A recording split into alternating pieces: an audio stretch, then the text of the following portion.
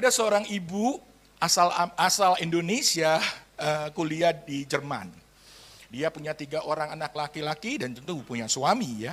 Kisah ini diceritakan oleh seorang pendeta di TikTok. Mungkin ada beberapa sudah dengar. Jadi ibu ini mendapat mata kuliah sosiologi. Di dalam mata kuliahnya, profesor sosiologinya itu memberi dia tugas untuk buat paper, semacam tugas, untuk dia nanti report di minggu depan. Tugasnya mudah, adalah dengan memberi senyuman dan menyapa kepada 3 orang yang tidak dia kenal.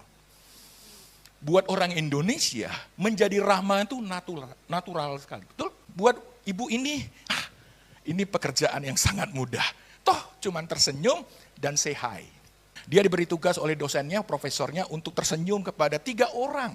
Dan tolong dicatat, dianalisa setiap respon, apa saja ketika engkau mengucapkan sesuatu yang baik dan say hi.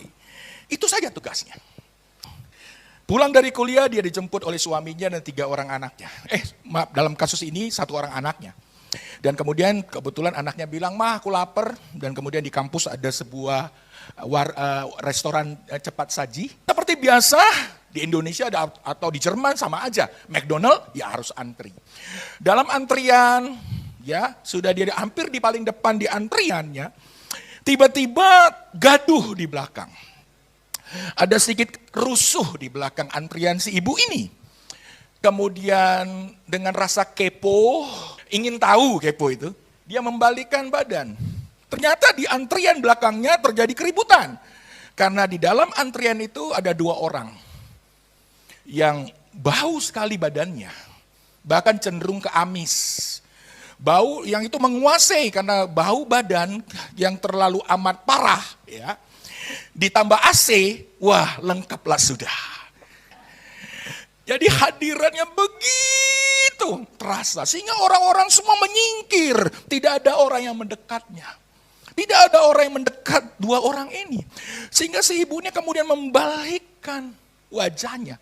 Tampaklah 2 orang tepat di belakangnya. Satunya lebih pendek, satunya ukuran normal tingginya. Yang pendek tampak normal, tapi yang tinggi tampak matanya liar, tangannya ke sana kemari, tidak bisa diam.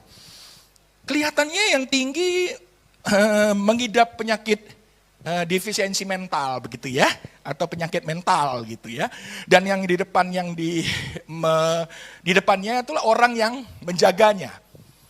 Kemudian ibu itu menatapnya, bau itu begitu menyergap. Jadi ketika kita fokus, baunya pun langsung menyergap. Tadi ketika nggak fokus, baunya kurang terasa. Tapi ketika dibalik badan menatap 2 orang yang homeless ini, tunawisma atau gelandangan istilah lain, maka si ibu itu langsung teringat. Tadi pagi dosen sosiologinya bilang apa? Tersenyumlah dan sapa orang tidak kamu kenal. Ketika dia bilang, dia tersenyum. Dia tersenyum di tengah kedua orang itu ditolak di sekitarnya. Dan ibunya ini tersenyum dan yang depan yang normal kemudian membalas juga dengan senyum dan berkata, "Good day, Mam." Selamat siang, Bu. Seketika itu dia seperti terkesima begitu. Dan dia merasakan seperti ada kasih Tuhan yang melanda dirinya. Untuk dia ingin berbuat sesuatu. Tapi kejadiannya begitu cepat. Sehingga kemudian dia dikejutkan oleh si pelayan McDonald. "Bu, mau pesan apa?" "Oh iya, saya lupa." Kemudian dengan sangat sopan ibu berkatakan, "Oh, biarkan kedua laki-laki ini untuk lebih dulu mengantri." Dia ke belakang. Kemudian 2 homeless ini mengantri, kemudian memesan. Dan dia memesan secangkir kopi yang kecil, ukuran paling kecil yang disediakan oleh McDonald. Dan membayar dengan uang recehnya. Ibu ini berkata, mungkin itulah uang terakhir yang dia miliki untuk hari itu. Karena besok mungkin harus cari lagi. Uang receh mungkin hasil belas kasihan banyak orang di pinggir jalan dan dia tahu. Kemudian dia membayar dan kedua pria yang baunya luar biasa ini selesai membayar. Kemudian dia pun menyingkir di pojok yang dimana tidak ada keramaian untuk meminum 2 cangkir yang mereka pesan. Ibu ini kemudian terus Tuhan itu berbicara bagi dia. Tolong orang itu. Tolong orang itu. Lakukan sesuatu. Lakukan sesuatu. Kemudian dia bilang kepada pelayan McDonald, kalau gitu pesankan satu ukuran yang family dan 2 ukuran personal. Ya, ini pesan 3, 1 ukuran family, 2 ukuran personal. Kemudian dia bilang, tolong ukuran family pelayan bawakan ke keluarga saya, ukuran personal ini akan saya bawa sendiri. Seketika tu wanita bawa 2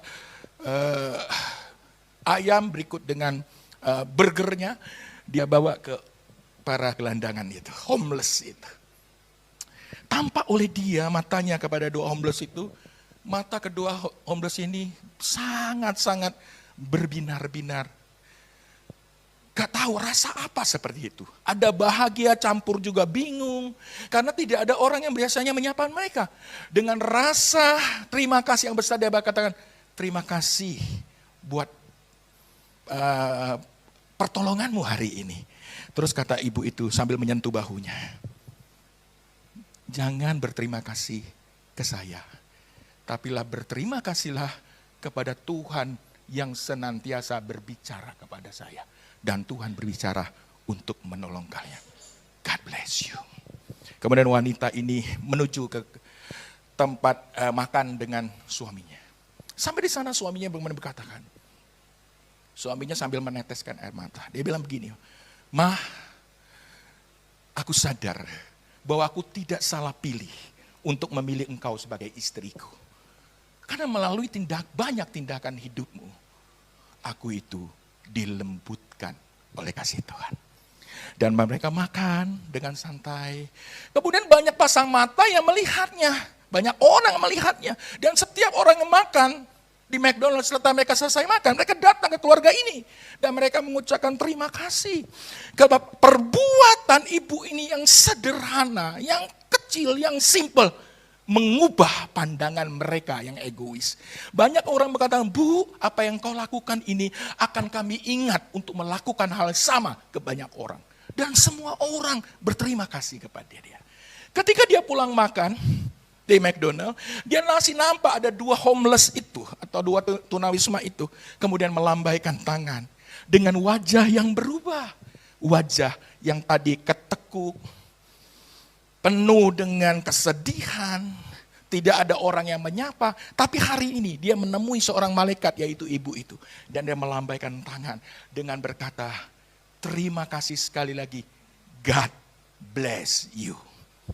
Pada saat ibu itu mengatakan God bless you, dia tidak bisa jawab. Tapi ketika ibu itu pulang dari restoran itu, di God bless you. Seketika menetes air mata ibunya. Saya belum pernah merasakan kasih yang seperti ini. Lihat di kiri kanannya ada yang meneteskan air mata. Berarti Anda masih punya hati nurani. Karena ketika saya menceritakannya, saya masih sedih. Sama kuatnya ketika saya membaca atau mendengar di TikTok. Ceritanya gak berhenti sampai di sini Bapak Ibu Saudara. Minggu depan, dia mengantarkan tugas. Dia submit atau memberikan tugasnya kepada dosennya, profesornya. Dan profesornya kemudian membaca hasil surveinya.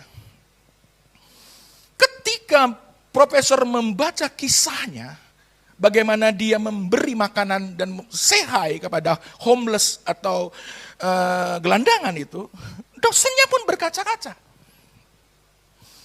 Dan dosen yang kemudian fokus pada tulisan yang terakhirnya. Ternyata kasih Tuhan itu masih ada dan menghangatkan setiap orang. Kemudian dosennya bilang begini, profesornya bilang, "Bu, bolehkah aku membaca tulisan ibu di depan seluruh mahasiswa?" "Silakan, Prof," katanya. Kemudian profesornya menceritakan di depan kelas. Ibu ini menyaksikan, tidak ada air mata yang kering di kelas itu.